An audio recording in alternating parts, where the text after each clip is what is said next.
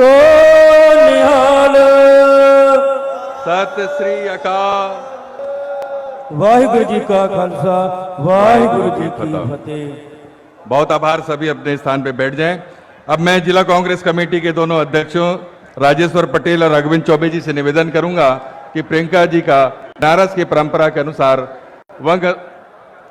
अंग वस्त्र भेंट कर उनका स्वागत करेंगे। अजय मिश्रा जी, अजय राय जी और राजेश मिश्रा जी से भी निवेदन है कि वह स्मृति चिन्ह भेंट करके माननीय प्रियंका जी का वो स्वागत करेंगे। हमारे मुख्यमंत्री भूपेश बघेल जी का जिला अध्यक्ष जी स्वागत करेंगे। राघवेंद्र चौबे जी मुख्यमंत्री जी का स्वागत करेंगे। हुड्डा जी का स्वागत करेंगे।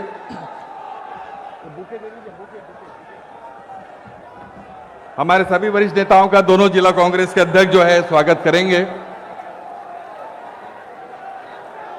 पुष्पगुच्छ भेंट करके स्वागत करेंगे।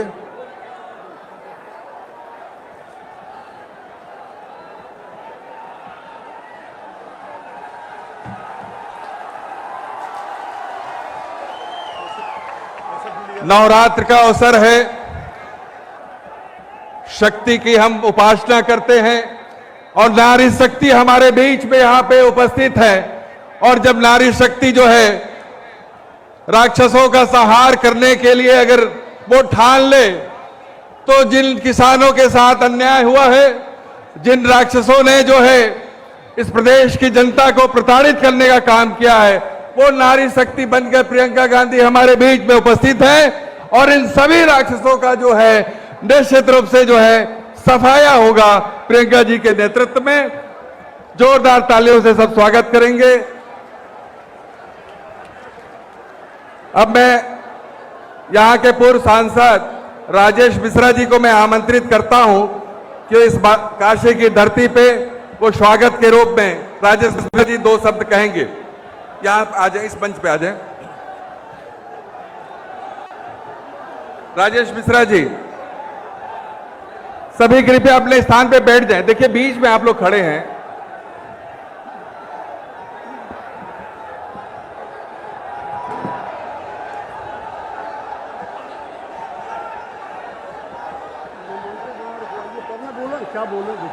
अभी रुक जाइए। अभी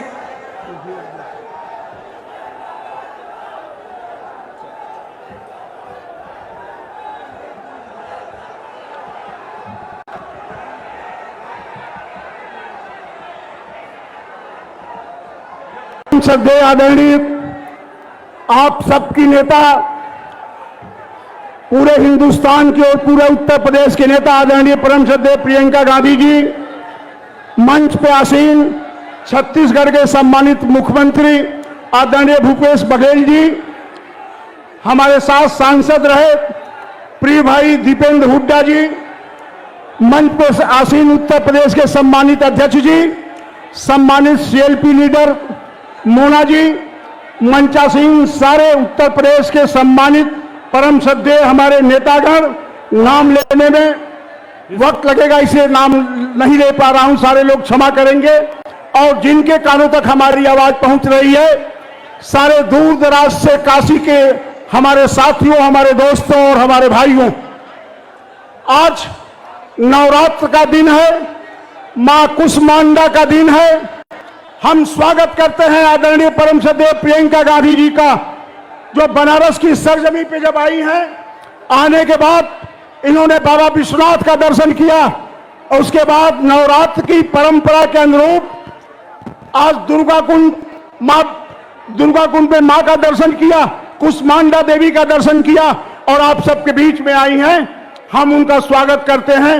और बाबा विश्वनाथ की नगरी में जहां शिव और पार्वती का ये स्थान है, मिलन है शिव शक्ति का, तो महादेव जो महामृत्युंजय महादेव का श्लोक है, ओम त्र्यंबकम यजामहे सुगंधि पुष्टि वर्धनम उर्वारुक्मी बंधनात् मृत्यु मोक्षी मामृतात्। ये आप आगे बढ़िए, यही हम सब लोग कामना करते हैं। लगातार प्रगति करिए और किसान से लेकर बुनकर से लेकर सबका आप मार्गदर्शन करिए, यही कामना करते हुए शिव और शक्ति से अपनी बात समाप्त करता हूं।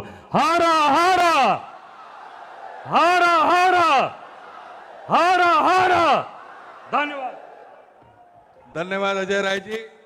अब मैं बहुत ही सम्मान के साथ कांग्रेस विधायक दल की नेता आदरणीय आराधना मिश्रा मोना जी को मैं आमंत्रित करता हूं।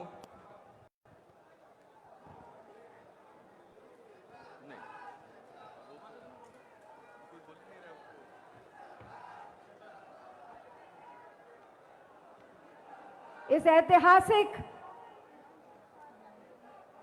मैदान में आज पहली बार हमारी पूर्वांचल की बेटी इस धरती पर आई है। जरा जोरदार स्वागत कीजिए प्रियंका जी का। आपकी तालियों की गूंज इतनी कमजोर नहीं है। यहां की जो आवाज उठेगी वो लखनऊ के मुख्यमंत्री आवास तक पहुंचेगी। हाथ उठा करके तालियों का ऐसा जय घोष कर दीजिए कि इसकी आवाज लखनऊ की विधानसभा तक पहुंचे। मैं आप सबका बहुत बहुत आदरणीय प्रियंका जी का बहुत बहुत स्वागत करती हूं, सम्मान करती हूं। और लाखों कार्यकर्ता जो आज इस लड़ाई में, इस संघर्ष में आज यहां आए हैं, मैं आप सबका भी हाथ जोड़ करके अभिनंदन और स्वागत करती हूँ। मंच पे बैठे सभी सम्मानित हमारे अतिथिगण, मैं उनका भी स्वागत करती हूँ। मैं इतना ही कहना चाहती हूँ कि पूर्वांचल की धरती वो धरती है जिसने आजादी के आंदोलन में सबसे ज्यादा त्याग और बलिदान दिया। सही है कि नहीं है? तो आज एक और आजादी की लड़ाई, किसानों के अधिकार की आजादी की लड़ाई जो आपके पूर्वांचल से शुरू हो रही है, उसकी भी शुरुआत आपके आशीर्वाद से यहीं हो रही है, बाबा विश्वनाथ जी के आशीर्वाद से हो रही है। मुझे पूरा भरोसा है। मुझे याद है, मैं कहानियां सुनती थी कि जब यहां का भाई आजादी के आंदोलन में लड़ने जाता था तो बहनें कहती थी कि कलाई पर राखी बंधे ना बंधे भाई, इस देश की आजादी के लिए लड़ाई लड़ना। मां अपने बेटे को कलेजे से लगाती थी और माथे पे तिलक लगा करके भेजती थी कि जाओ, इस मां से ज्यादा भारत मां को तुम्हारी जरूरत है। मैं आज आपसे इतना ही कहना चाहती हूं, आह्वान करना चाहती हूं कि आज एक बहन, एक बेटी को, आदरणीय प्रियंका गांधी जी को आपके आशीर्वाद और आपके साथ सहयोग की जरूरत है, आपकी ताकत की जरूरत है। और मुझे पूरा विश्वास है जिस तरह से इस भारत देश की आजादी के लिए पूर्वांचल का खून बहा है, किसान, मजदूर, नौजवान के अधिकार की लड़ाई जो प्रियंका जी के नेतृत्व में लड़ी जा रही है, आप सब उसका सहयोग करेंगे। सहयोग करेंगे कि नहीं करेंगे? इतनी धीमी आवाज पूर्वांचल की नहीं है। साथियों, बता दीजिए प्रियंका जी को कि आप इस लड़ाई में उनके साथ हैं। लखनऊ तक भी और दिल्ली के लाल किले तक भी ये लड़ाई लड़ी जाएगी। दोनों हाथ उठा करके बता दीजिए। देखिए प्रियंका जी, ये सहयोग पूर्वांचल के भाई और पूर्वांचल का परिवार आपके साथ है। बहुत बहुत धन्यवाद। जय हिंद। धन्यवाद आराधना जी। अब मैं बहुत ही सम्मान के साथ हमारे प्रदेश कांग्रेस कमेटी के अध्यक्ष, जुझारू अध्यक्ष अजय कुमार लल्लू जी को मैं आमंत्रित करता हूं। जोरदार तालियों से स्वागत करें।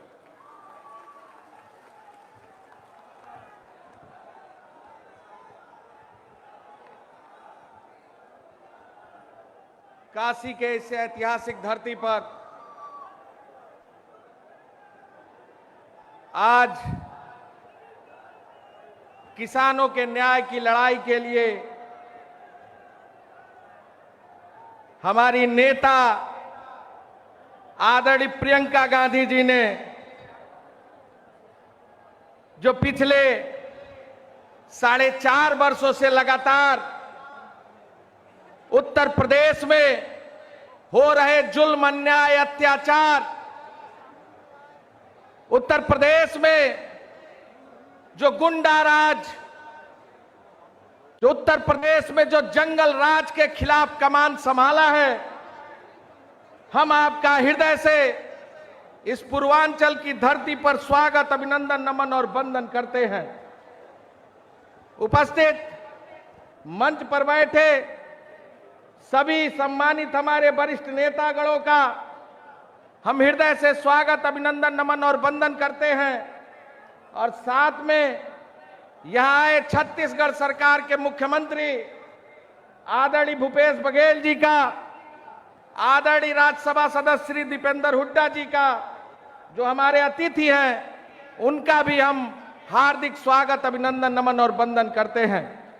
हम नमन और वंदन करते हैं इस ऐतिहासिक धरती पर अपना पुरजोर समर्थन करने वाले हमारे नौजवान माताओं, बहनों, बुजुर्गवारों का, पत्रकार बंधुओं का, जो आज इस ऐतिहासिक रैली को सफल बनाने के लिए, माताओं बहनों का, जिन्होंने आज इस ऐतिहासिक रैली को सफल बनाने के लिए अपना भरपूर सहयोग और योगदान देने का काम किया है। उत्तर प्रदेश में जंगल राज है, कानून का राज समाप्त हो गया है, भय और भूख और भ्रष्टाचार चरम सीमा पर है। और जिस तरह 4.5 वर्षों में योगी सरकार ने जुल्म, जाति और दमन की राजनीति की है, निश्चित तौर से हम सब लोगों को इस काशी के धरती पर यह संकल्प लेना है। निश्चित तौर से हम सब लोगों के मन में एक विश्वास, निश्चित तौर से आज यहाँ इस काशी की धरती पर हमें इनकलाब लाने के लिए, संघर्ष के साथ आगे बढ़ने के लिए तैयार होना है। और ये बताना है आदरणीय प्रियंका गांधी जी, जो आपने कमान संभाला है इस सरकार को उखाड़ फेंकने का, हम सब लोग आपके समर्थन में आपके साथ खड़े हैं। लाठी खाएंगे, जेल जाएंगे, लेकिन इस सरकार को उखाड़ फेंकने का काम करेंगे, यह हम आपको भरोसा और विश्वास दिलाना चाहते हैं। लखीमपुर की घटना कोई भूला नहीं है। जिस तरह किसानों को गाड़ी के नीचे कुचलकर मारने का काम गृह राज्य मंत्री के बेटे ने किया है, जिस तरह किसानों की निर्मम हत्या की गई है, पूरा देश शर्मसार है। आज देश के अंदर क्रोध है। उत्तर प्रदेश में जब आप आदरणीय प्रियंका गांधी जी ने उस कमान को संभाला और जब पीड़ित परिजनों से मिलने जा रही थी, पुलिस ने मार पिटाई की, ढकेला, इन्हें बंधक बनाया, 4 दिनों तक सीतापुर के जेल में रखा, कैद किया। हम आपके बीच में कहना चाहते हैं, ऐ पूर्वांचल के वासियों, सूर्य हमेशा पूरब से उदय होता है और इस उत्तर प्रदेश में अंधकार छाया हुआ है। आदरणीय प्रियंका गांधी जी ने संकल्प लिया है, उन्होंने ये कहा है, ललकारा है इस सरकार को, ऐ पूर्वांचल के लोगों, ऐ पूर्वांचल की माताओं बहनों, ऐ पूर्वांचल के नौजवान मित्रों, ऐ पूर्वांचल के किसान भाइयों, आदरणीय प्रियंका जी ने ललकारा है और आप सबको अपना सहयोग और समर्थन देते हुए आदरणीय प्रियंका गांधी जी के साथ संघर्ष की बेला में तैयार होकर आगे बढ़ना है और यह संकल्प लेना है, चाहे कुछ भी परिणाम हो जाए, चाहे जितना भी सरकार जुल्म, जाति, अन्याय, अत्याचार कर ले, जो आपने अलख जगाया है इस प्रदेश में, जो उजाला लाने का मन में संकल्प लिया है, सूरज पूरब से उगता है। इस सूरज रूपी प्रकाश को आप उत्तर प्रदेश के गांव, गली, खेत, खलियान, चौराहों तक ले जाने का काम करेंगी और निश्चित रूप से ये ऐसा सूर्य उदय होगा कि इस सरकार को पूरी तरह भस्म कर देगा, इस सरकार को जला के राख कर देगा। इस संकल्प के साथ हम यहाँ आए हैं। हम आपको 4 घटनाएं छोटी छोटी सुनाना चाहते हैं। इसी तरह मैनपुरी की एक बेटी के साथ अन्याय हुआ था।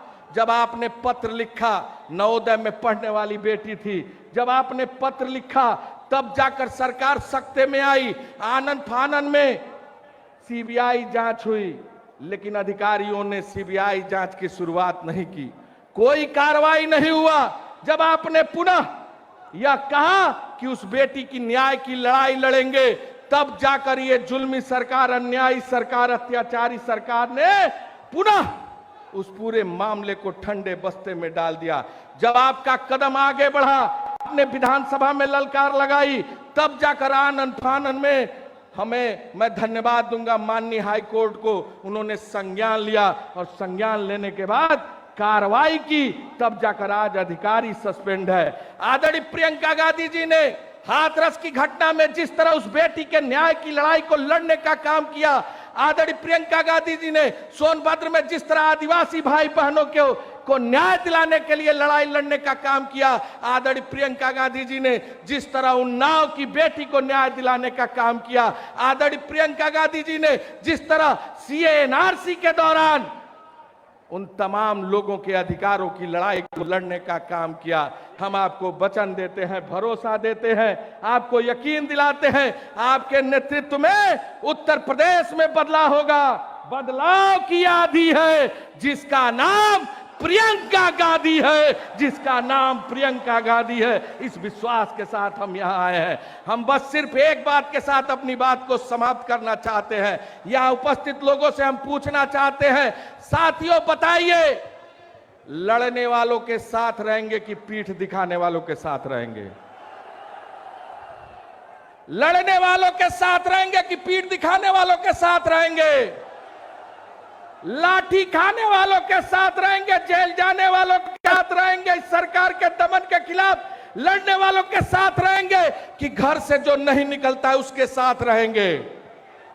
किसके साथ रहेंगे? हाथ उठाकर बताइए। अगर लड़ने वालों के साथ रहेंगे तो लड़ने वाले का नाम प्रियंका गांधी है, और जो घर में रहता है उसका नाम समाजवादी पार्टी का मुखिया अखिलेश यादव है। तो तय करना है आपको कि लड़ने वालों के साथ रहना है कि पीठ दिखाने वालों के साथ रहना है।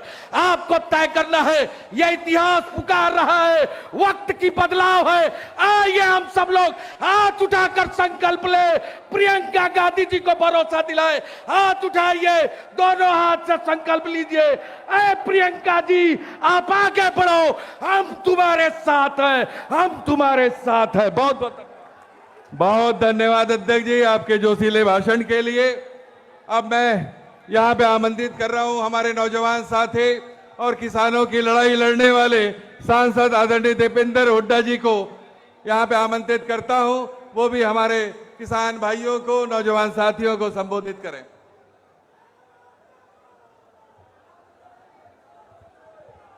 हमारी और आपकी नेता, जिनमें आप और हम और करोड़ों देशवासी भविष्य देखते हैं, आदरणीय प्रियंका गांधी जी, आदरणीय हमारे मुख्यमंत्री छत्तीसगढ़ से भूपेश बघेल जी, प्रदेश अध्यक्ष अजय कुमार लल्लू जी, हमारी सीएलपी नेता मोना मिश्र जी, सभी मंचासीन वरिष्ठ कांग्रेस पार्टी के नेतागण, पिता के समान बुजुर्ग, नौजवान साथी, मातृशक्ति, सबसे पहले काशी विश्वनाथ की इस धरती से मैं उत्तर प्रदेश की संघर्ष की भूमि को प्रणाम करता हूं, जिस भूमि ने हमेशा बदलाव की चिंगारी दी है।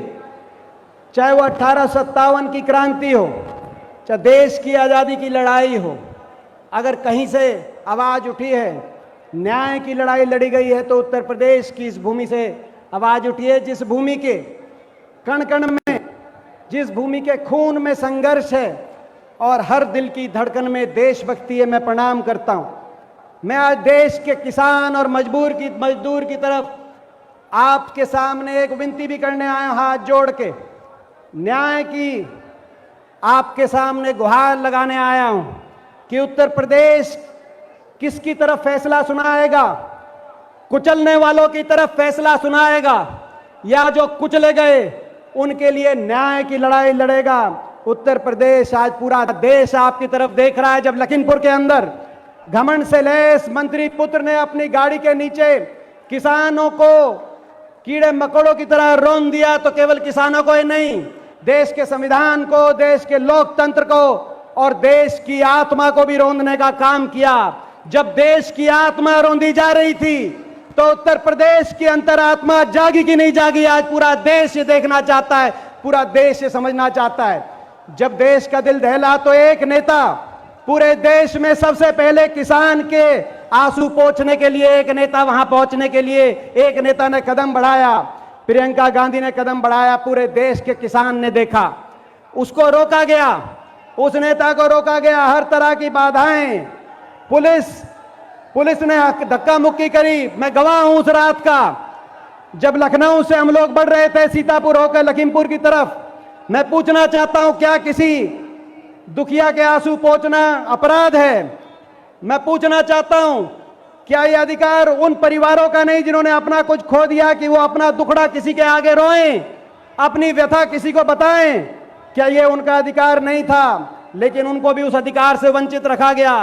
सारी पुलिस, इतनी पुलिस जितनी प्रियंका जी को रोकने के लिए लगा दी थी, अगर इतनी पुलिस लखीमपुर सांसद और उस मंत्री के पुत्र को लोग रोकने के लिए लगाते तो आज देश के सामने ये दिन नहीं आता। इतनी पुलिस लगा दी, लेकिन हर तरीके के उत्पीड़न के बाद भी आगे बढ़ती चली गई। प्रियंका जी बैठी हैं, मैंने इनकी कार्यशैली को करीब से देखा है। मैंने एक चीज देखी है जो देश में मैंने किसी और व्यक्तित्व में नहीं पाई। जब इनके मन में एहसास हो जाता है कि इनके प्रयासों से किसी को न्याय मिलने की उम्मीद जगेगी, जो इनके प्रयासों से इंसाफ होने की आशा जगेगी, तो एक कदम पीछे नहीं हटाती, किसी की परवाह नहीं करती। उत्तर प्रदेश पुलिस ने गिरफ्तार करके वहां पे प्रियंका जी को रोकने की कोशिश करी। 100 बार गिरफ्तार करो, ये इनकी रगों में वो खून है। 4 पीढ़ियों ने अपना सर्वस्व देश के लिए न्यौछावर किया है। प्रियंका गांधी के कदम पीछे नहीं, जब तक न्याय नहीं होगा। लेकिन मैं आपसे पूछना चाहता हूं, जिस सवाल से मैंने शुरुआत करी थी, उत्तर प्रदेश, आज सारा देश देख रहा है उत्तर प्रदेश की तरफ, किसान और मजदूर विनती लगा रहा है आपकी तरफ। एक तरफ तो कुचलने वाले खड़े हैं जिन्होंने कुचला, दूसरी तरफ वो खड़े हैं जो कुचले गए।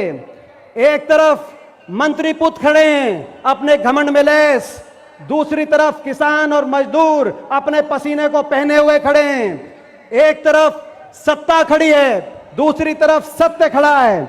एक तरफ सत्ता का निरंकुश अभिमान खड़ा है, दूसरी तरफ किसान और मजदूर का स्वाभिमान खड़ा है। एक तरफ विभाजन की सोच खड़ी है तो दूसरी तरफ भाईचारे का सिद्धांत खड़ा है।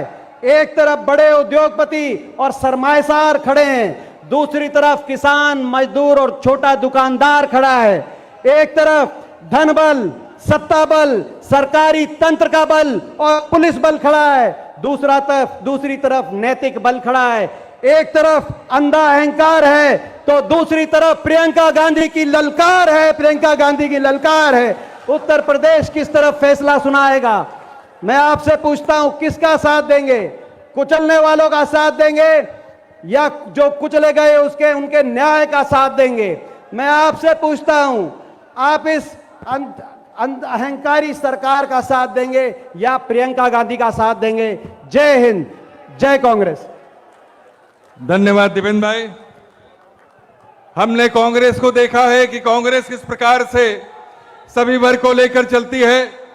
एक तरफ दलित का बेटा पंजाब का मुख्यमंत्री बनता है तो एक तरफ किसान और पिछड़े वर्ग का बेटा छत्तीसगढ़ का मुख्यमंत्री बनता है, और वो भी कुर्मी समाज का बेटा है जो किसान है और मुख्यमंत्री छत्तीसगढ़ का हमारी नेता ने उनको बनाया है। तो ऐसे जो किसानों की लड़ाई छत्तीसगढ़ में लड़ रहे हैं, ऐसे हमारे छत्तीसगढ़ के मुख्यमंत्री आदरणीय भूपेश बघेल जी को मैं आमंत्रित करता हूं कि वो हम सबको संबोधित करें। आदरणीय भूपेश बघेल जी।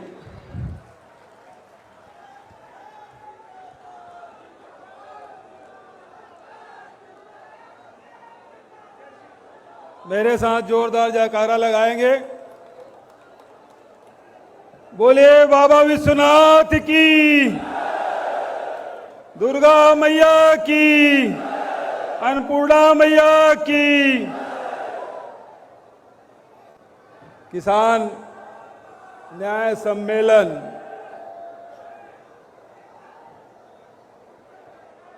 और हमारा नारा है जय जवान जय किसान का। नारा लगाएंगे पूरी ताकत के साथ। चलिए लगाते हैं।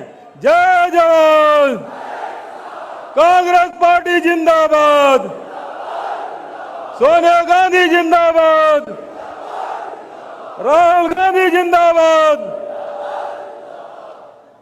अब मैं जिसका नारा लगाने जा रहा हूं, जिन्होंने सोनभद्र से लेकर लखीमपुर तक के जो लड़ाई लड़ी, उसके लिए नारा लगाने जा रहा हूं। यहां से लेके वहां तक और इधर से लेके इधर तक सब एक साथ मुट्ठी तान के नारा लगाएंगे। तैयार है? प्रियंका गांधी।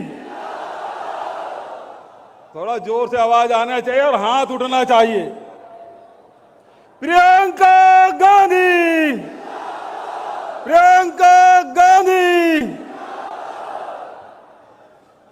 मंच में उपस्थित आदरणीय भाई अजय कुमार लल्लू जी, प्रदेश कांग्रेस कमेटी के सम्मानित अध्यक्ष, आदरणीय बहन आराधना मिश्रा जी, नेता प्रतिपक्ष, आदरणीय प्रमोद तिवारी जी, सलमान कुर्सी जी, पीएल पुनिया जी, नसीमुद्दीन जी, भाई अजय राय जी, बहुत हमारे दमदार साथी, पूर्व सांसद भाई राजेश मिश्र जी, हमारे हरियाणा से आए नौजवान साथी भाई दीपेंद्र हुड्डा जी, आदित्य जी, रोशन गुप्ता जी, सुप्रिया त्रिनेत्र जी, इमरान प्रतापगढ़ी जी, राकेश सचान जी, और जो कार्यक्रम का संचालन कर रहे हैं भाई राजेश तिवारी जी, और मंच में बैठे हुए सभी हमारे नेतागण, जिसका भी नाम नहीं लिया हूं, सबसे क्षमा चाहते हुए वक्त की मांग है कि मैं अपनी बात जल्दी से जल्दी कहूं, क्योंकि आप सब प्रियंका जी को सुनना चाहते हैं, अपने नेता को सुनना चाहते हैं, इसलिए बहुत देर आपके बीच नहीं रहूंगा। लेकिन कुछ बातें हैं साथियों, ये नगरी बाबा विश्वनाथ की, भोलेनाथ की नगरी, पूरे दुनिया जहां के लोग अपनी समस्या निपटाने यहां आते हैं, अपने सवालों के जवाब पाने आते हैं, अपने प्रश्नों के उत्तर पाने आते हैं। ये वो जगह है जहां राजा महाराजा भी अपने प्रश्नों को उत्तर और समस्याओं को हल करने आते थे। और ऐसा कोई भी व्यक्ति नहीं है, ऐसा कोई सवाल ही नहीं है, ऐसा कोई प्रश्न करने वाला नहीं है जिसको उत्तर इस नगरी से ना मिला हो। बाबा विश्वनाथ की नगरी उत्तर मिला है। और जब जब समाज में सवाल खड़े किए गए, प्रश्न उठे हैं, उस समय चाहे कभी कृष्ण के रूप में हो, चाहे राम के रूप में हो, चाहे खुद भोलेनाथ के रूप में हो, उस समय के जवाब देने जरूर आए थे, उत्तर सबको मिला था। सवाल के जवाब तुलसी जी ने भी दिया था, कबीर ने भी दिया था। और आजादी की बात कहें तो उत्तर प्रदेश की जनता ने पंडित जवाहरलाल नेहरू के नेतृत्व में भी लोगों को जवाब दिया था, अंग्रेजों को जवाब दिया था। महात्मा गांधी के नेतृत्व में जवाब मिला था। सरदार वल्लभ भाई पटेल के नेतृत्व में अंग्रेजों को जवाब मिला था। अब मैं आपसे पूछना चाहता हूं, ये उत्तर प्रदेश जहां सब प्रश्नों को उत्तर मिलते हैं, आज जवानों के प्रश्न हैं, महिलाओं के प्रश्न हैं, किसानों के प्रश्न हैं, व्यापारी के प्रश्न हैं, पूरे देश उत्तर प्रदेश की ओर देख रहा है। मैं आपसे पूछना चाहता हूं, आने वाले चुनाव में उत्तर प्रदेश से देश की जनता को उत्तर मिलेगा कि नहीं मिलेगा? उत्तर मिलना चाहिए दोस्तों, इसीलिए इसको उत्तर प्रदेश कहा जाता है। कितना भी अन्याय हो, अत्याचारी, अरे जिसके शासन में कभी सूरज नहीं डूबा, उन अंग्रेजों को भी उत्तर प्रदेश से मिला है। तो फिर ये तो काले अंग्रेज हैं। अरे पहले लड़े थे गोरों से, अब लड़ेंगे। हम लोग लड़ने वाले लोग हैं। और हमने तो सुना था और हम ये मानते हैं, जो साधु बनते हैं वो किसी से नहीं डरते। लेकिन ये योगी ही ना बड़ा डरपोक निकला।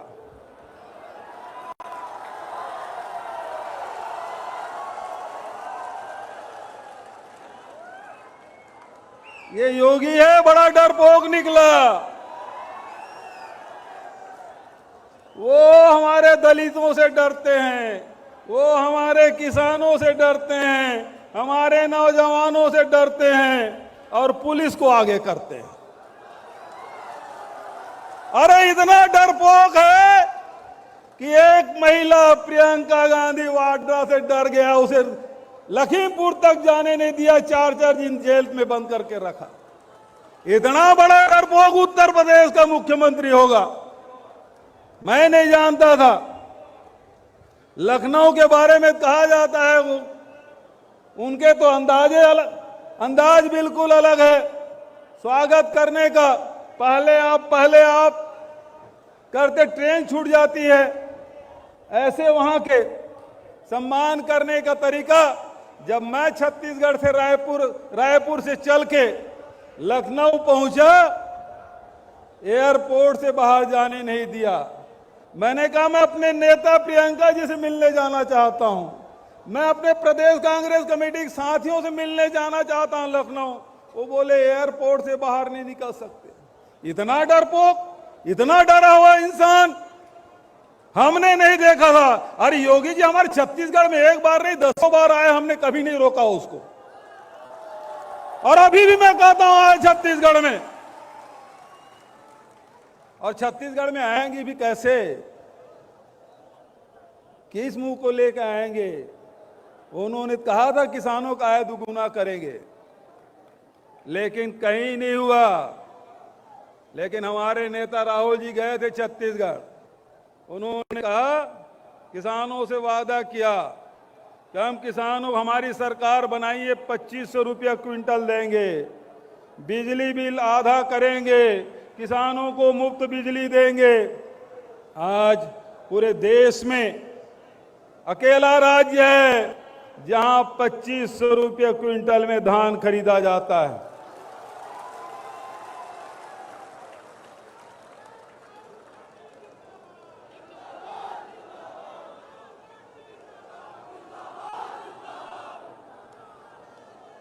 ये लोग केवल जुमलेबाजी करते हैं, किसानों के हित नहीं करते।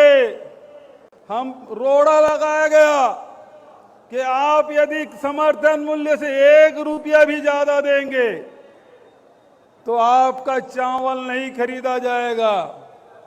हमने अभी 9,000 रुपया प्रति एकड़ 22 लाख किसानों को हम दे रहे हैं। 2500 से ज्यादा 2540 रुपये प्रति क्विंटल पड़ रहा है।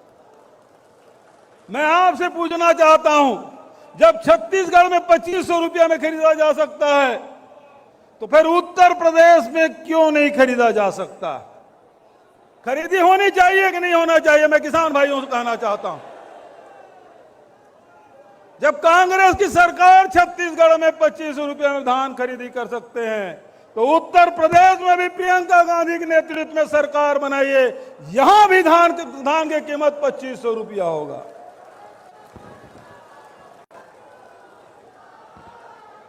आदरणीय साथियों, ये जुमलेबाजों की सरकार कभी कहते हैं आय दुगुनी करेंगे, कभी कहते हैं 15 लाख रुपया देंगे, कभी और कुछ बात करते हैं।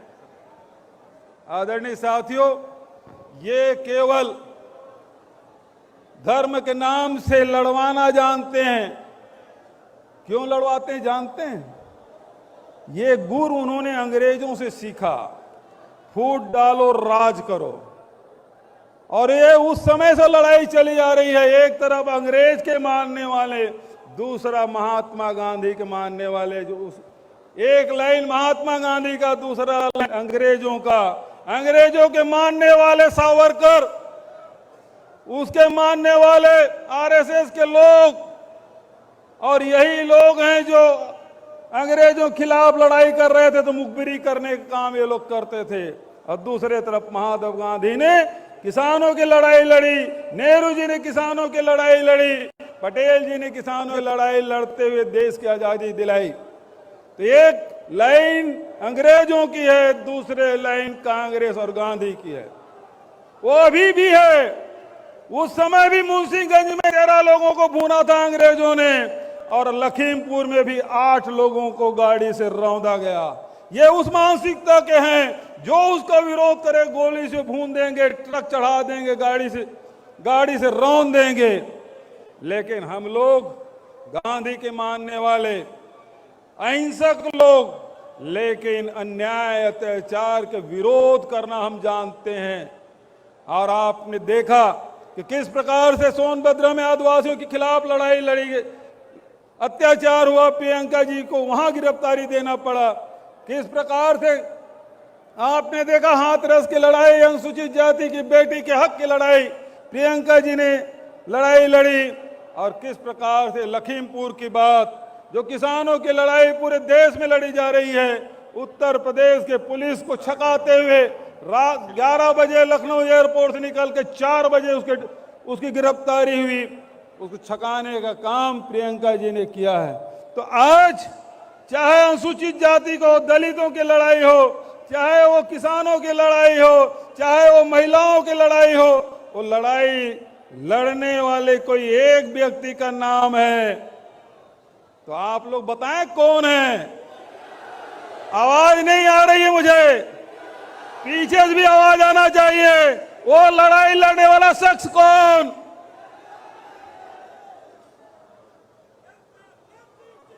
तो एक तरफ आपके हक और अधिकार के लड़ने वाले लोग हैं, दूसरे तरफ धर्म के नाम से लड़ाने वाले लोग हैं। गौ माता की जयकारा करते हैं, लेकिन उत्तर प्रदेश के सड़कों में, उत्तर प्रदेश के गांव के गलियों में किस प्रकार से गौ माता खुले में घूम रही है, उसे आप सब देख रहे हैं।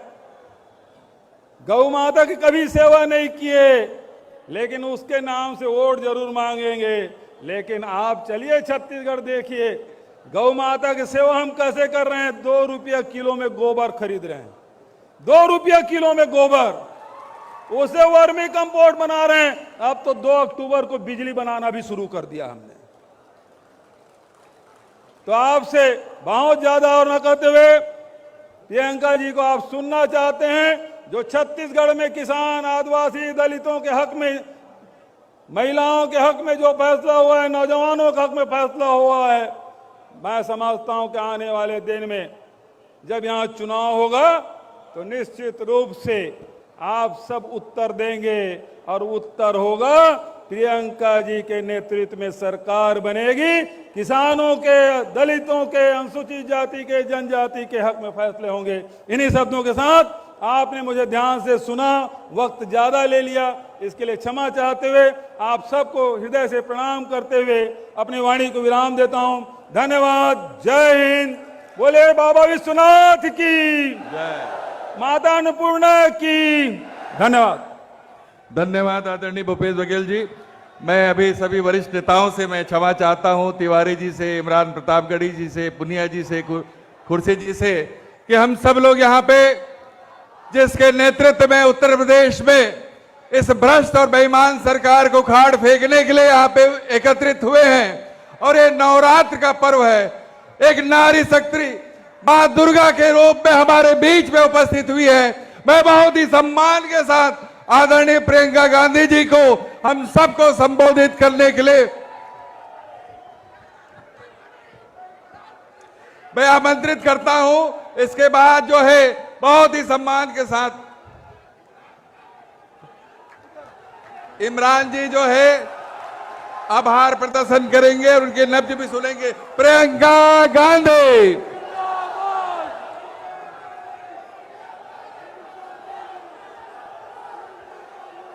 आज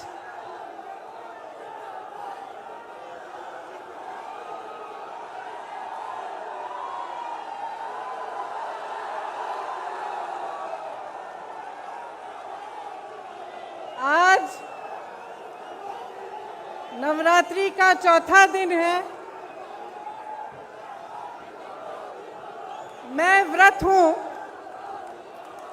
तो मैं मां की स्तुति से शुरू करना चाहती हूं।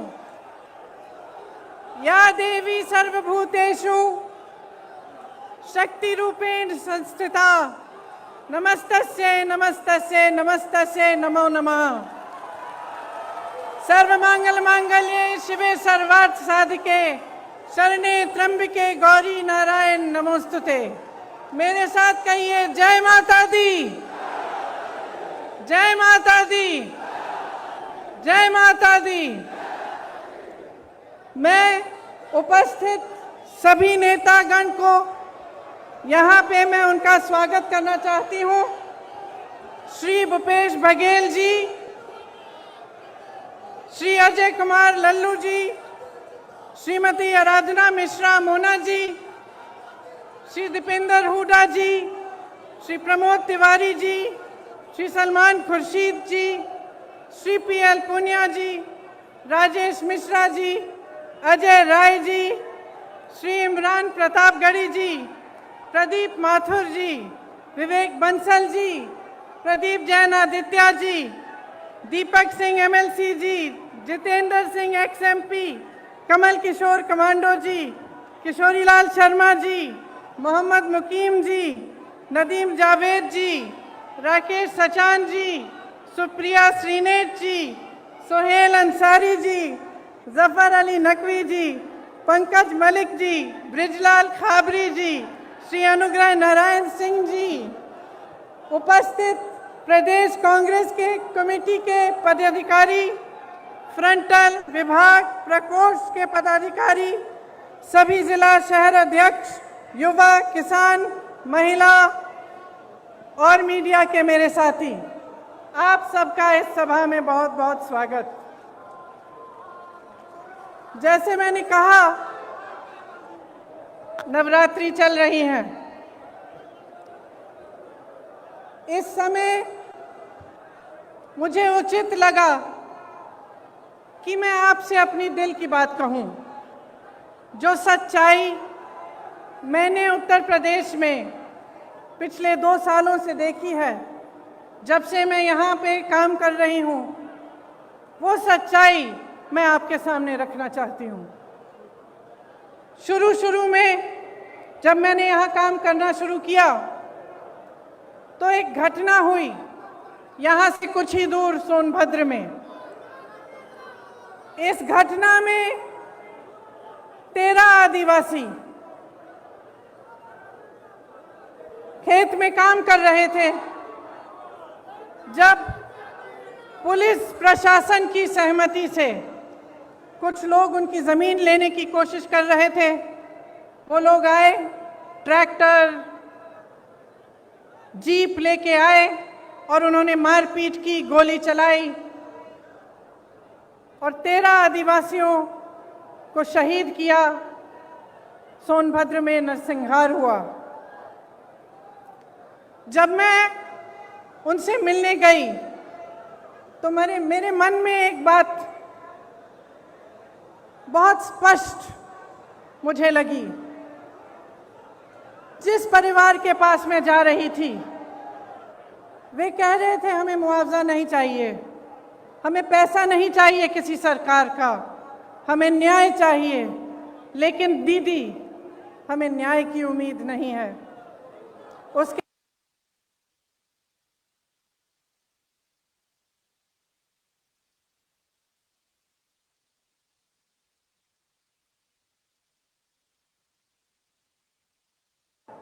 उनके पिताजी ने मुझसे कहा कि उनको घर के बाहर निकालकर उन्हें पीटा गया था, उनके बच्चों को धमकाया गया था, उनकी 9 साल की एक पोती को धमकाया गया था, लेकिन उनको न्याय की कोई उम्मीद नहीं थी। वे सिर्फ न्याय चाहते थे, लेकिन न्याय की उम्मीद नहीं थी उन्हें।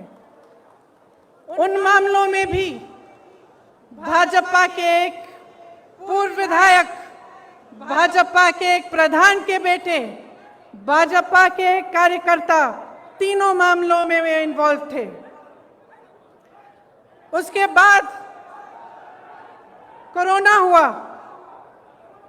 कोरोना के समय जहां जहां से रिपोर्ट आई, वहां से वही रिपोर्ट आई कि जनता त्रस्त है, परेशान है और सरकार मदद के बजाय आक्रामक हो गई है।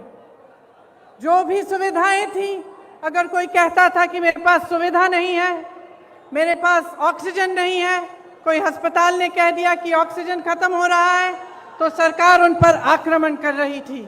उनको न्याय की उम्मीद नहीं थी, उनको ये उम्मीद नहीं थी कि ये सरकार संकट के समय उनकी मदद करेगी। उसके बाद हाथरस का हादसा हुआ, जिसमें आप सब ने देखा कि सरकार ने अपराधियों पर आक्रमण नहीं किया, सरकार ने अपराधियों को नहीं रोका, सरकार ने परिवार के सदस्यों को अपनी बेटी को की चिता जलाने से रोका। उनको ले भी नहीं गए साथ, पुलिस प्रशासन ने चिता जला दी। उस परिवार ने भी मुझे कहा कि दीदी हमको न्याय चाहिए, लेकिन न्याय की हम उम्मीद नहीं रख सकते। आज लखीमपुर खेरी में जो हुआ, पिछले हफ्ते से हम देख रहे हैं। इस देश के गृह राज्य मंत्री के बेटे ने अपनी गाड़ी के नीचे, अपनी जीप के नीचे 6 किसानों को निर्ममता से कुचल दिया, और सब परिवार, 6 के 6 परिवार ये कहते हैं कि हमें पैसे नहीं चाहिए, हमें मुआवजा नहीं चाहिए, हमें न्याय चाहिए। लेकिन हमें न्याय दिलवाने वाला इस सरकार में हमें नहीं दिख रहा है। आपने देखा कि सरकार पूरी तरह से उस मंत्री और उस मंत्री के बेटे के बचत में लगी रही। पुलिस और प्रशासन विपक्ष के नेताओं को रोकने में लगी थी। जब मैंने रात में वहां जाने की कोशिश की, तब हर सड़क पे पुलिस थी, मुझे रोकने की कोशिश की, तमाम पुलिस के घेरे थे, नाकाबंदियां थी। जो परिवार है, पीड़ित परिवार है, उनके घरों में उन्हें नजरबंद किया गया, लेकिन अपराधी को पकड़ने के लिए एक भी पुलिस वाला नहीं निकला। अपराधी के घर में उन्होंने निमंत्रण भेजा कि आप आकर हमसे बात करिए। आपने किसी भी देश में, दुनिया के किसी भी देश में या इस देश के इतिहास में आपने कभी ऐसा देखा है कि एक आदमी 6 किसानों को कुचल दे, 6 लोगों की हत्या कर दे, और उसको पुलिस निमंत्रण दे रही है कि आइए हमसे बात करिए? आपने कहीं ये देखा है? बताइए। कभी भी इस देश और इस दुनिया के इतिहास में ऐसा नहीं हुआ होगा। यहाँ के मुख्यमंत्री मंच पे बैठे हुए उस मंत्री का बचाव कर रहे हैं जिसके बेटे ने ऐसा काम किया है।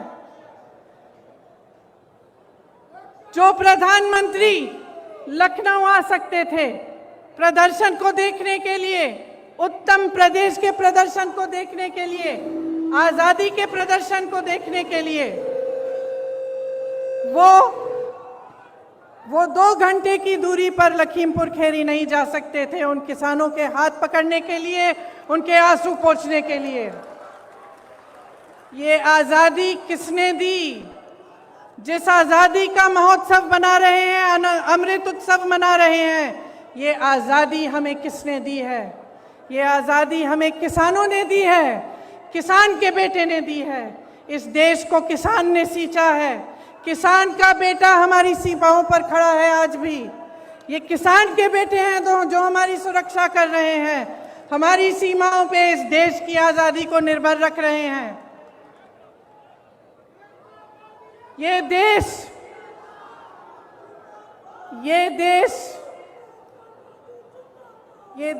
क्या है? ये देश एक आस्था है, एक उम्मीद है।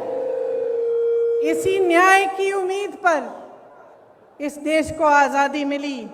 जब महात्मा गांधी जी आज़ादी की लड़ाई लड़ने के लिए गए तो उनके दिल में ये था कि मेरी जनता को, मेरे लोगों को, मेरे देश के किसानों, दलितों, मेरे देश की महिलाओं को, देश के गरीबों को न्याय मिलना चाहिए। न्याय पर हमारा संविधान आधारित है, लेकिन इस देश में न्याय की उम्मीद सब छोड़ चुके हैं। तो मैं आपसे कहना चाहती हूं कि जब लखीमपुर खेरी में मैं शहीद नक्षत्र सिंह जी के घर गई। उन्होंने मुझे बताया कि उनका बेटा सीमा सुरक्षा बल में दाखिल हुआ है। जब मैं अगले परिवार से मिलने गई तो मुझे बताया गया कि उनके तमाम भाई बहन सेना में देश की सुरक्षा करते हैं। जब मैं रमन कश्यप पत्रकार के घर गई, मुझे बताया गया कि उनको काम करते करते मारा गया, उनको जीप के नीचे कुचला गया क्योंकि वो वीडियो ले रहे थे, सच्चाई दिखाना चाह रहे थे।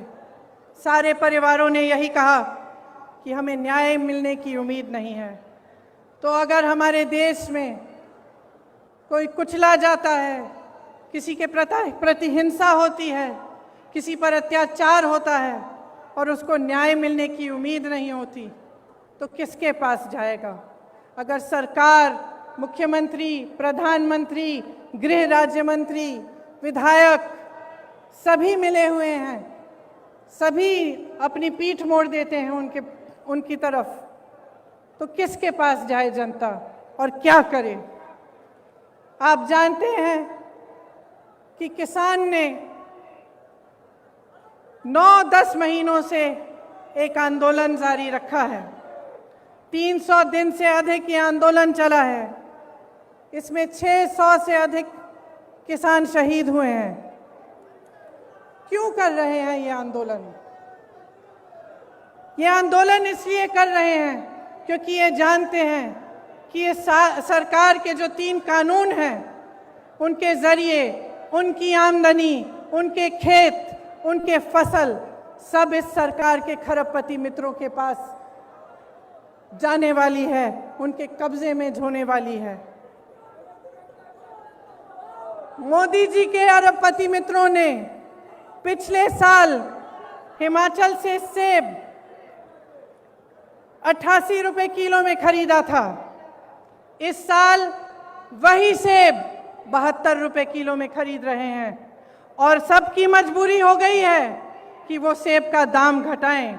किसान की लागत बढ़ गई है क्योंकि फसल की कीमत तय करने का फैसला अब खरबपति कर रहे हैं। इसीलिए मनचाहे ढंग से कीमत घटा दी गई। ये स्थिति पूरे देश में होगी। जब इनके कानून लागू होंगे तो आपकी खेती, आपके फसल सब आपसे छीना जाएगा। मोदी जी ने जो आंदोलन कर रहे थे उन किसानों के बारे में क्या कहा? उन्हें आंदोलन जीवी कहा, आतंकी कहा। योगी जी ने उपद्रवी कहा, धमकाने की कोशिश की। इसी गृह राज्य मंत्री ने धमकाकर कहा कि मैं 2 मिनट में तुम्हें सबक सिखा दूंगा। आंदोलन करने की कोशिश की तो 2 मिनट में सबक सिखा दूंगा। दुनिया के कोने कोने तक हमारे प्रधानमंत्री घूम सकते हैं, अमेरिका जा सकते हैं, जापान जा सकते हैं, देश देश में भ्रमण कर सकते हैं, लेकिन अपने किसानों से बात करने के लिए अपने घर से मात्र 10 किलोमीटर दूर दिल्ली के बॉर्डर तक नहीं जा सकते।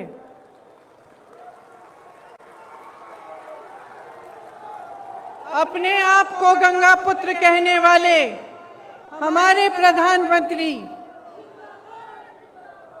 ने गंगा मैया के आशीर्वाद से खेतों में फसल लहलहाने वाले करोड़ों गंगा पुत्रों का अपमान किया है। उनकी पूरी आमदनी, उनकी खेती, उनके फसल अपने खरबपति मित्रों को देने की साजिश की है। क्या वो जानते हैं कि आपके प्रदेश में किसान कितनी समस्याओं से जूझ रहा है? क्या वो जानते हैं कि आवारा पशु की कितनी बड़ी समस्या है यहाँ? क्या रात को आपकी सड़कों पे उन्होंने चल के देखा है कि हर किलोमीटर, हर आधे किलोमीटर पे आवारा पशु बैठे हुए हैं? मैंने देखा है, मैंने देखा है।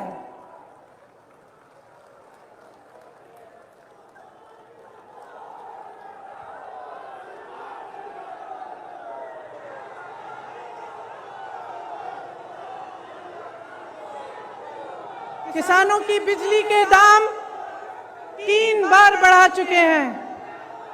क्या नरेंद्र मोदी जी ने देखा है कि आपको कितने बड़े बड़े बिल मिल रहे हैं, कि जब आपको बिजली नहीं मिल रही है फिर भी आपको बिजली के बिल मिल रहे हैं? क्या प्रधानमंत्री जी ने देखा है, कुछ कहा है इसके बारे में? प्रदेश का हर परिवार त्रस्त है, दुखी है। धान और गेहूं का दाम नहीं मिलता, यूरिया खाद बेहद महंगा हो गया है, जीएसटी, खेती के जो खेती में काम करने के इंस्ट्रूमेंट होते हैं उन पर भी जीएसटी लगा रखी है। 100 रुपए का पेट्रोल, 90 रुपए का डीजल, 900 रुपए में रसोई का गैस।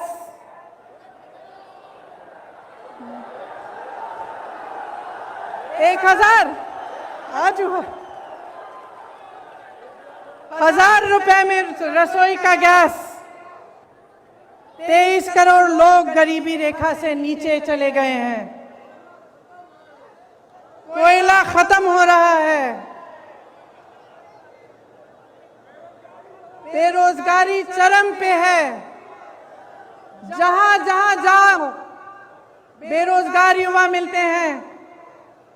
परसों मैं लखनऊ की एक बस्ती में गई। मैं इसलिए गई थी क्योंकि योगी जी ने एक ऐसे शब्द इस्तेमाल किए सफाई कर्मचारियों के प्रति, मेरी बहनों के प्रति, जो रोज सुबह अपने घर में झाड़ू मारती हैं, जो सफाई करते हैं, हमारे देश, हमारी शहरों को साफ रखते हैं, उनके प्रति उन्होंने अब शब्द कहे।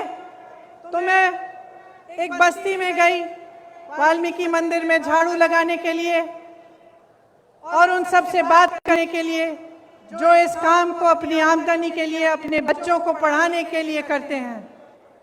उन सब ने मुझे बताया, मैं घर गई, घर गई, एक घर से दूसरे घर गई, हर घर में मुझे बताया, अपने युवा बच्चे मेरे सामने लाए।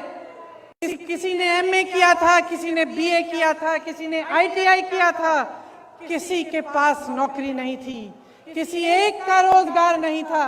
और जो रोजगार कर रहे थे, जो सफाई कर्मचारी थे, उनका वेतन महीनों से नहीं बढ़ाया गया था। दुखी है जनता, त्रस्त है, नाराज भी है और नाराज होना चाहिए, क्योंकि जिस समय आप इन परेशानियों से गुजर रहे हैं, आप संघर्ष कर रहे हैं, उसी समय प्रधानमंत्री जी के खरबपति मित्र करोड़ों रुपए कमा रहे हैं, 1000 करोड़ रुपए से ज्यादा दिन में कमाते हैं, और आपकी आमदनी एकदम बंद है। कोरोना के समय तमाम छोटे बिजनेस, छोटे व्यापारी, तमाम लोगों को अपने काम बंद करने पड़े, अपनी दुकानें बंद करनी पड़ी, अपने व्यापार बंद करने पड़े। क्या सरकार ने कोई राहत दी? कोई राहत नहीं मिली, सिर्फ आपको प्रताड़ित किया। कभी जीएसटी, कभी नोटबंदी, कभी कुछ और।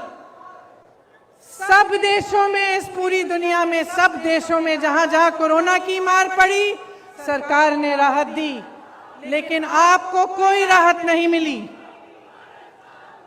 देश के हवाई अड्डों, देश की रेलवे, तमाम पीएसयू इनके खरबपति मित्रों को सौंपी गई हैं। आपको मालूम नहीं होगा शायद, प्रधानमंत्री जी ने पिछले साल अपने लिए 2 हवाई जहाज खरीदे। आप बताइए कितने के हो सकते हैं ये हवाई जहाज? सब मालूम है, सब पता है। एक हवाई जहाज 8000 करोड़ का था। 2 हवाई जहाज खरीदे कितने के? और इस देश की पूरी एयर इंडिया कितने में बेची? अपने खरबपति मित्रों को कितने में बेची? 18,000 करोड़ में बेची, 2 हवाई जहाज अपने लिए खरीदे 16,000 करोड़ के। इस देश की एयर इंडिया को 18,000 करोड़ के लिए अपने दोस्तों को बेच दी। देखिए, समझ लीजिए,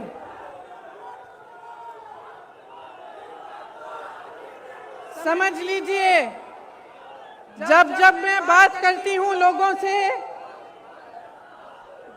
जब मैं लोगों से बात करती हूं,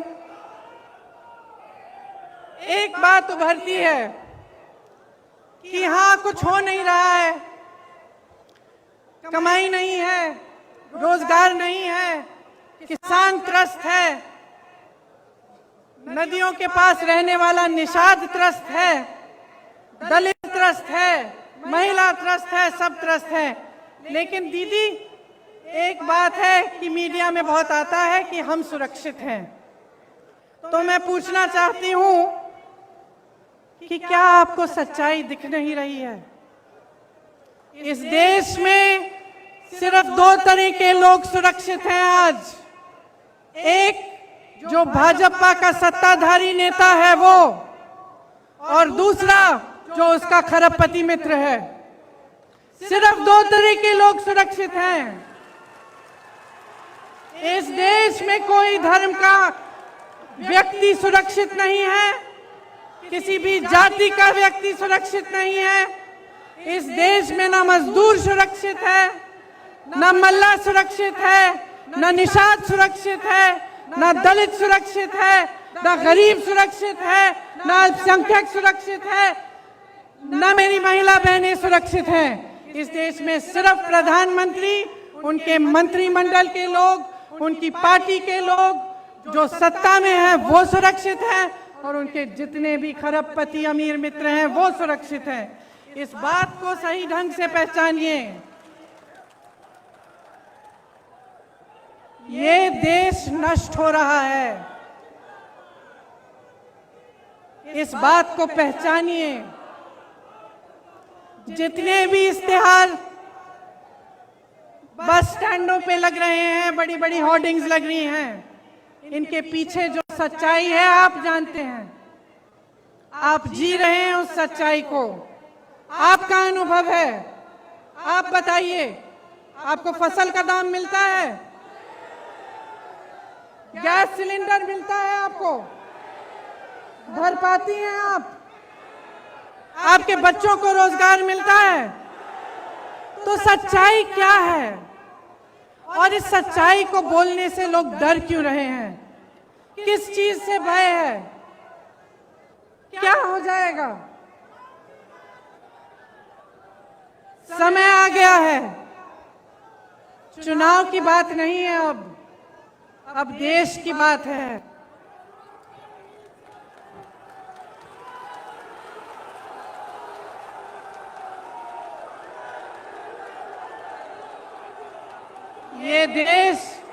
ये देश भाजपा के पदाधिकारियों, उनके मंत्रियों, उनके प्रधानमंत्रियों की जागीर नहीं है।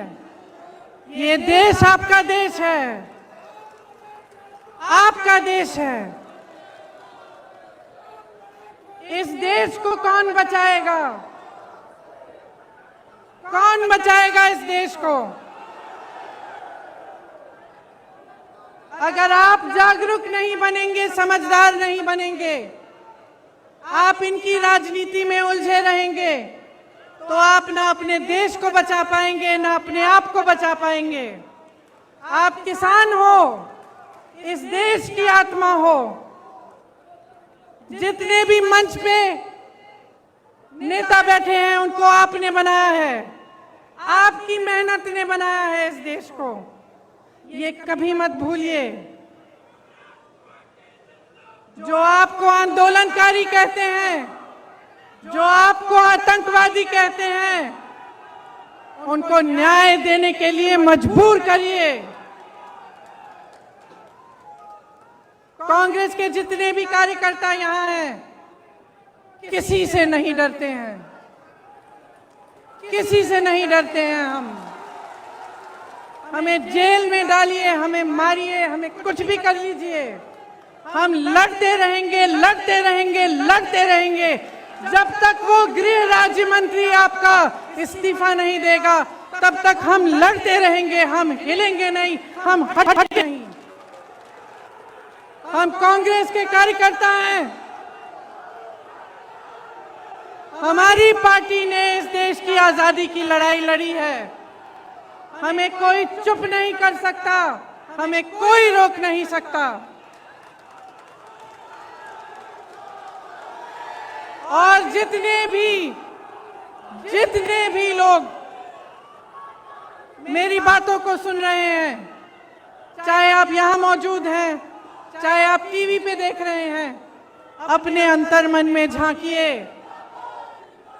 अपने अंतर्मन में झांकिए और अपने आप से सिर्फ एक सवाल पूछिए, सिर्फ एक सवाल पूछिए कि जब से ये सरकार आई है, इन पिछले 7 सालों में क्या आपके जीवन में तरक्की आई है कि नहीं? क्या विकास आपके द्वार पे आया है कि नहीं? जो वचन आपसे किए थे वो निभाए गए हैं कि नहीं? सिर्फ ये एक सवाल पूछ लीजिए और अपने ही मन में ईमानदारी से इस सवाल का जवाब दीजिए। और अगर इस सवाल का जवाब यही है कि आपके जीवन में तरक्की नहीं हुई, तो आ जाइए, मेरे साथ खड़े होइए, कंधे से कंधा लगाइए और लड़िए। बदलिए इस सरकार को, परिवर्तन लाइए, अपने प्रदेश को बदलिए, क्योंकि मैं तब तक नहीं रुकूंगी जब तक यहां पर परिवर्तन आए। मैं आप सबको बहुत बहुत धन्यवाद देना चाहती हूं कि आप यहां आए, इतनी धूप में मेरा इंतजार किया। आप सबको नवरात्रि की बहुत बहुत शुभकामनाएं। जय माता दी, जय हिंद, जय किसान, जय किसान, जय जवान, जय किसान, जय जवान, जय हिंद, जय हिंद, जय हिंद, जय हिंद, जय हिंद, जय हिंद। लड़ेंगे, लड़ेंगे। अब मैं इमरान प्रतापगढ़ी जी को आमंत्रित करता हूं, अपने लफ्ज के साथ जो है वो आभार प्रदर्शन करेंगे।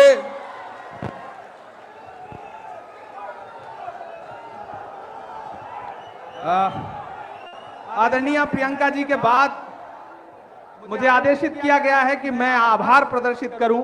मेरी आंखों के सामने हजारों की तादाद में पूरा उत्तर प्रदेश उमड़ आया है। आप धूप में खड़े हैं, मैं आपकी इस जिजीविषा को सलाम करता हूं। नया पाने की चाहत में पुराना छूट जाता है, तुझे अपनाऊं तो मुझसे जमाना रूठ जाता है। मोहब्बत पढ़ने लिखने में बहुत आसान है, लेकिन मोहब्बत को निभाने में पसीना छूट जाता है। आप यहाँ कांग्रेस की मोहब्बत में खड़े हैं, पसीने में खड़े हैं, मैं आपको सलाम करता हूं। मैं चाह रहा था कि मैं दीदी से पहले 2 शब्द बोल लूं, एक नज्म सुना लूं, लेकिन अब आदेशित किया गया है तो मैं दीदी के लिए एक नज्म 2 मिनट में सुनाना चाहता हूं। अगर आप सब आदेश करें तो मैं सुना दूं। आवाम का है, किसान का है, सवाल लोगों की जान का है। मैं मंच के साथियों से भी चाहूंगा कि 2 मिनट, मैं चूंकि शायर हूं तो मैं चाहता हूं कि मुझे वो माहौल भी मिल जाए तो मैं थोड़ा सा बेहतर से सुना सकूं। आवाम का है, किसान का है, सवाल लोगों की जान का है जो भी कातिल है, जो भी शामिल, उन्हीं से इसका जवाब लेंगे। सनद रहे हम हिसाब लेंगे, सनद रहे हम हिसाब लेंगे, सनद रहे हम हिसाब लेंगे। उत्तर प्रदेश वालों, उस दिन जब प्रियंका जी लखनऊ से निकली तो ऐसा लगा था रात में कि लखनऊ से लखीमपुर की सड़कों पर प्रियंका गांधी नहीं बल्कि इंदिरा गांधी जी दौड़ रही हैं, चल रही हैं। मैं एक बंद पढ़ता हूं इस नज्म का। जमहूरियत को कुचलने वाला ये काम तेरा नहीं चलेगा। यहाँ पे हिटलर मुसोलिनी सा निजाम तेरा नहीं चलेगा। ये जुल्म की नफरतों की जितनी चलाओ आंधी नहीं डरेंगी। और जो अगली लाइन आ रही है, मैं चाहता हूं कि लखनऊ और दिल्ली तक पहुंचे, जो मैं अगला मिसरा पढ़ने जा रहा हूं कि ये जुल्म की नफरतों की जितनी चलाओ आंधी नहीं डरेंगी। वो और होंगे जो डरते होंगे, प्रियंका गांधी नहीं डरेंगी। लहू लहू इंकलाब लेंगे, लहू लहू इंकलाब लेंगे, सनद रहे हम हिसाब लेंगे। तुम्हीं से इसका जवाब लेंगे, सनद रहे हम हिसाब लेंगे। मैं बाबा विश्वनाथ की धरती पर खड़ा हूं, मैं भारत रत्न बिस्मिल्लाह खान साहब की सरजमीन पर खड़ा हूं, मैं देश की सबसे बड़े सांस्कृतिक शहर में खड़ा होकर के आखिरी बंद पढ़ता हूं और आभार प्रदर्शित करता हूं। आखिरी बंद पढ़ता हूं कि शहीद होकर गुरु के बंदे चिता में जलकर महक रहे हैं। जो किसान शहीद हुए हैं, आज ये किसान रैली है, मैं उनके सम्मान में आखिरी ये 4 पंक्तियां पढ़ता हूं कि शहीद होकर गुरु के बंदे चिता में जलकर महक रहे हैं। लहू में डूबी हुई है पगड़ी, हमारे भाई सिसक रहे हैं।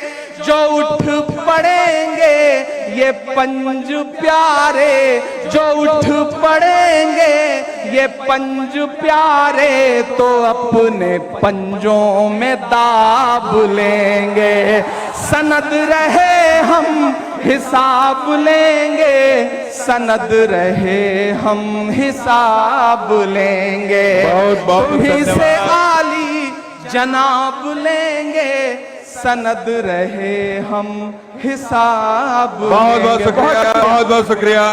प्रियंका गांधी, प्रियंका गांधी लड़ेंगे, लड़ेंगे, लड़ेंगे, प्रियंका गांधी